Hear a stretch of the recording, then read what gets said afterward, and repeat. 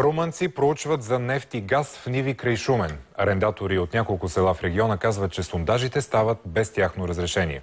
Докато правят сеизмичните изследвания, 30-тонните машини предизвикват минни земетресения, които се усещат и в околните села. Репортаж на Аси Йорданова и Николай Николов.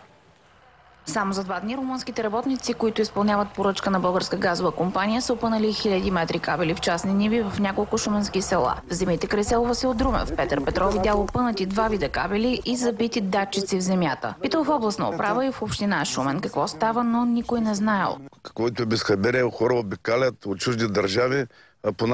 По нашите земи никой нищо не знае, нямаме никаква информация, никой не ни предупредил. Те минават, желонират, карват 2 вида кабели. И след това с тежки вибрационни машини предизвикват мини локални земетресения. По този начин кабелите улавят вълните и по този начин изследват структурата на земята. Знаете, че сме сеизмична зона. Какво може да се получи? Първото нещо, което мисля да направя е да заведа някакво дело. Открихме машините в землището на село Ветрище. Работниците не знаеха дали имат разрешение да влизат в тази нива. Не било тяхно задължение да говорят със собствениците. Слагаме тези микрокомпютри. И след това... Това е наша работа. Аз не ви питам за вашата. Какво търсите? Българска газа. Мисля, че газ. Виждаме, тук купувате някакви кабели. Какво точно правите? Ну, putem discuta despre chestia asta. Не можем да говорим за това. Това са частни ниви. Имате ли разрешение да влизате в тези частни ниви, да правите каквито и да е проучвания?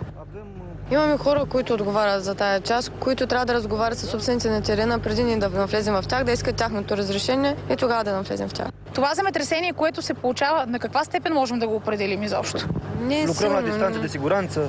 Работят на разстояние за сигурност. Работят само така по терените. Снощи ни потърсиха и арендатори от село Ивански, които са също против влизането в земеделските им земи без разрешение. Дойдоха и казаха, разрешаваме, не разрешаваме, ще ли да влязат, било решение на министерството. Как така в частна собственост ще влизат? Би трябвало да вземат разрешението тук на местните хора. Оплетаха с знаменца, с кабели всички блокове. Ходихме, те са румънци, не мога да се разберем с тях. Правят и били по севите газят с някакви разтърсващи машини, които предизвикват като земетресение нещо и така откриват какво има газ или нефт по тяхните приказки без последствия. Моя съпруг е ходил и каза, че на 100-200 метра от машината е чувствал някакво страшен трус.